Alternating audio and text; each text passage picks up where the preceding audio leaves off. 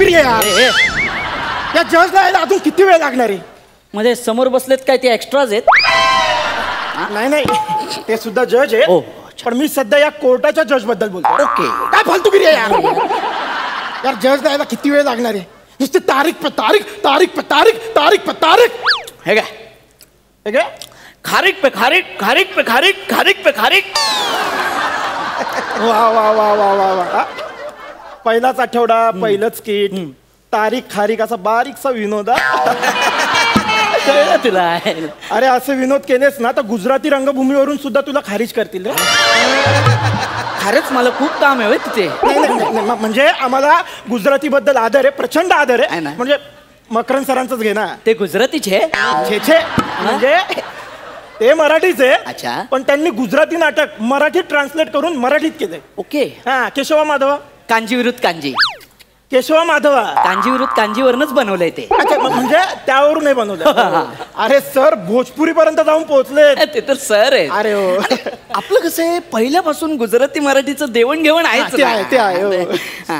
आणि खरं म्हणजे सांगू का, हे बरीचशी गुजराती नाटक आहेत ना ते इंग्लिश फिल्म्स वरनं बनवतात. काय सांगतो? हा, आम्ही तिथे जाऊन प्रयोग करतो ना तेव्हा तेही आश्चर्यचकित होतात. ए आम्ही बनवूचे आता तमारूचे. हे नाही ठीक आहे रे, पण टॅलेंट आहे रे. नाही ते तर आहे. आणि तुमचं भारी आहे रे. काय रोकडा बिकडा एकदम कवर भरलेलं म्हणजे.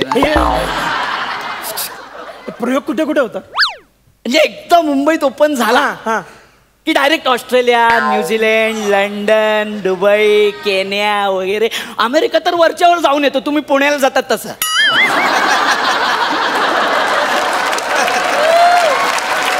नाही म्हणजे आमचे देखील प्रयोग होतात. म्हणजे वरच्यावर दौरे सुरूच असतात. कुठे? चंद्रपूर, यवतमाळ, गडचिरोली, आणि डायरेक्ट साखर कारखाना. एकदम जेटलॅग्ड वाटत असेल ना? नाही बसलेच वाटत. नाही ते आणि कोकण दौरा वगैरे सुरूच असतो. अच्छा अच्छा. आणि अगदीच मूड झालाच तर गोवा. सगळी सोय असते. दौरा म्हणजे धमाल धमाल असते. बघितली तुमची धमाल वगैरे. नाही आम्ही तुमचे पण फोटो पाहिले ते दौऱ्यातले. ते नाही का असे फोटो काढतात. ते मागे काय असतं ते? ते Brooklyn bridge, Eiffel tower, London I. एखादा प्रयोग पण केलाय लंडन आयला आम्ही. आम्ही फोटो नाही काढत, आम्ही डायरेक्ट व्हिडिओ काढतो. हो का?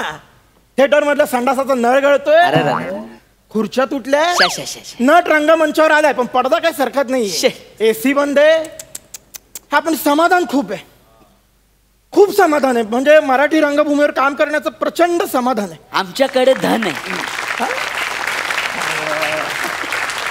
नाही म्हणजे आमच्याकडे धन आहे, त्यातच समाधान आहे. हे पण स्किट करा. स्किट करा. चला आता बस झालं का? स्किट करा. तर मी काय म्हणत होतो, लगेच कॅरेक्टर पकडलं रे. मराठी रंगभूमी.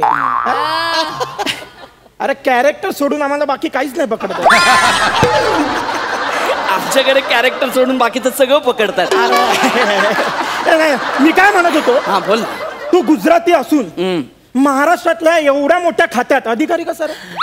मारू ट्रान्सफर झाले छे. आता म्हणजे तू ट्रान्सफर होऊन इकडे आला. तुम्हाला सांगतो मंडळी, या माणसाशी आज मी इथे भांडायला आलो. हा गुजराती दिसतोय ना, हवामान खात्यात अधिकारी आहे. बोला आता काय बोलायचं?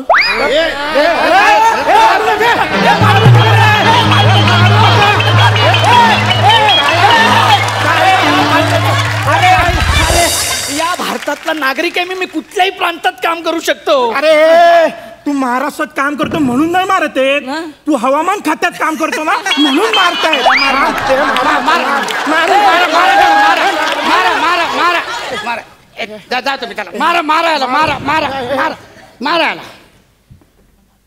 बाळा फिरतोच काय? चल घरी जा. चल. जज आहे मी. जज या कोर्टाचा मी जज आहे. जज जा तिकडे जागेवर. Order order. जज आहे मी जज आहे या कोर्टाचा. दाढीवाला पेंग्विन वाटतोय. Order order. हे बारक्या, असं जजच्या टेबलवर नाही चढायचं. सॉरी जा जजला बोलू. हो सॉरी. मी जज आहे. Excuse me. एक्सक्यूज मी, मी आहे जज. एक्सक्यूज मी, मी आहे जज. आणि तुमची केस लढायला झालोय मी सज्ज. पंक्ती अगर पसंद आहे तो ठोको ताली. आणि डोके में गई तो दे दो गाली. मला सांग की हा माणूस कोण आहे? एवढे सगळी माणसं याला मारायला आली, कोण आहे? कोणा? जज साहेब मी सांगतो, हवामान खात्यात अधिकारी. ओहो, Yes, thank तर you. तू हवामान खात्यात अधिकारी आहे. इतके दिवस शोधत होतो मी तुला, पण तू सापडला नाहीस मला. वा वा वा. इतके दिवस शोधत होतो मी तुला, पण सापडला नाहीस तू मला. बात है. तुझ्या मारू नका मला, मारू नका. मी मनोज जोशीचा भाचा आहे. मनोज जोशी माझे मामा आहेत. काय काय काय काय काय? मी मनोज जोशीचा भाचा आहे. मनोज जोशी माझे मामा आहेत. ए मग त्यांचं काय इथे? म्हणजे बघत होतो काय फायदा होतो का? त्याचा काय फायदा होणार नाही. अरे त्या गोविंदाच्या भाच्याचं बघ काहीच झालेलं नाहीये. कळलं ना? इथे भाचा पुतणे असल्याने काही होत नाही. इथे स्वतःलाच मारायला लागतं. तू मेलास आता. घेऊ नका. आपण याला कायद्याने धडा शिकवूया. अरे येडायस काय तू? त्याने काय नाही होत, लय वेळ लागतो त्याला. त्याला इथल्या इथे आत्ताच्या आत्ता धडा शिकव. असं काय करताय?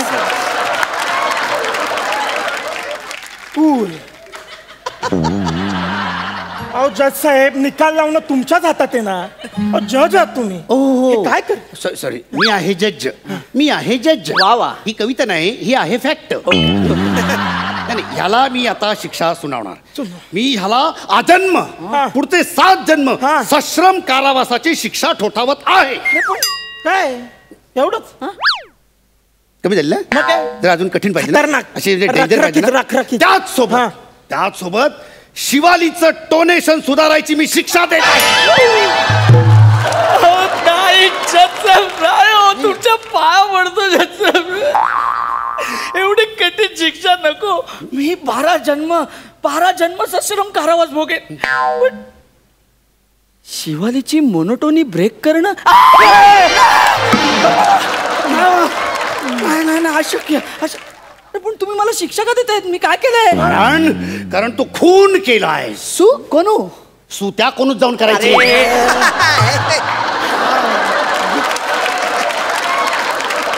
जज साहेब प्लीज.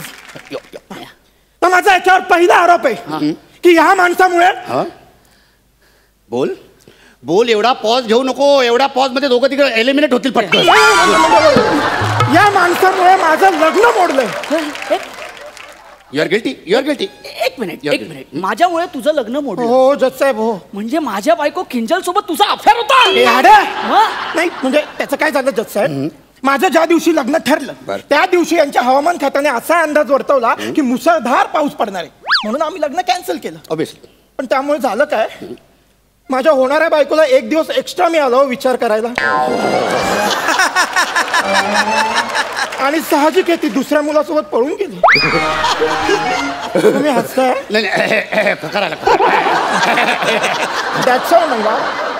तुझी बायको पळून गेली यात आमचा काय दोष? गेली ती निघून, गेली ती निघून, मंडप उघडा झाला, चूक कोणाची कळलेच नाही मजला. गेली ती निघून, मंडप मोकळा झाला, चूक कोणाची होती कळलेच नाही मजला.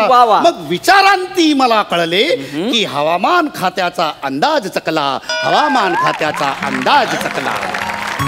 क्या बात है टकला.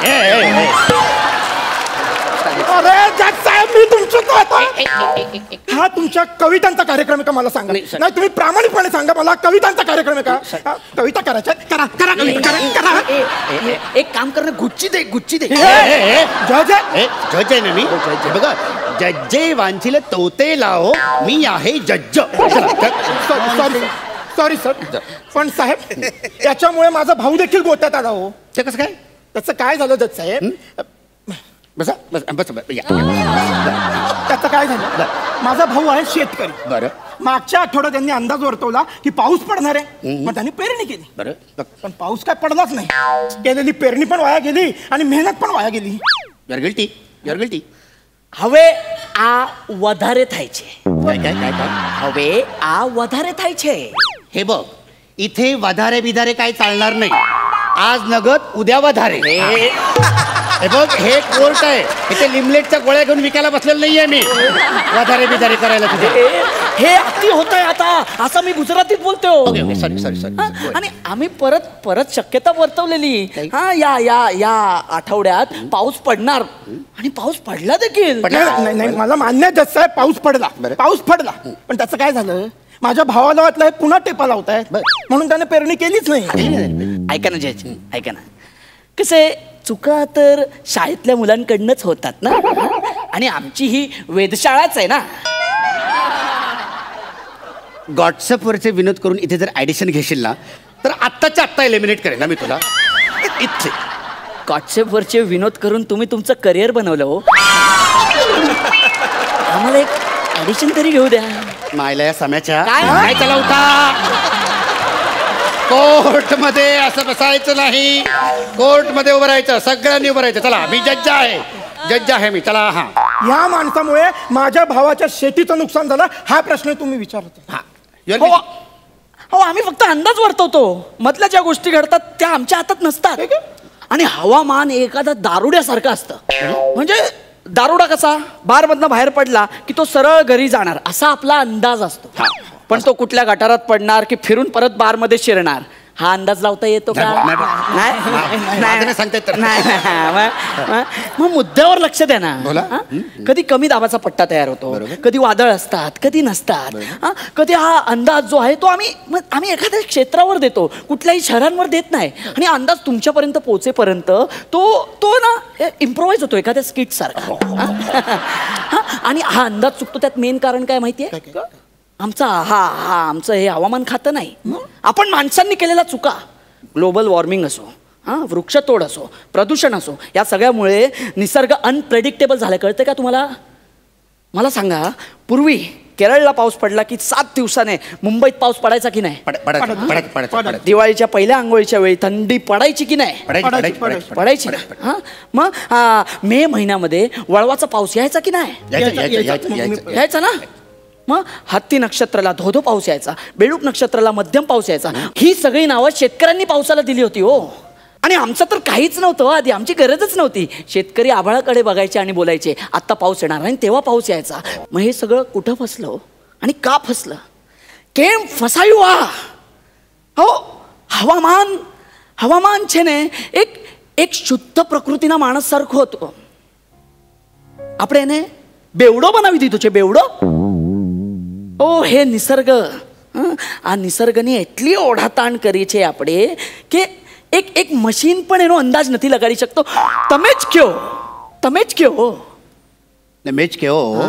કયો ને.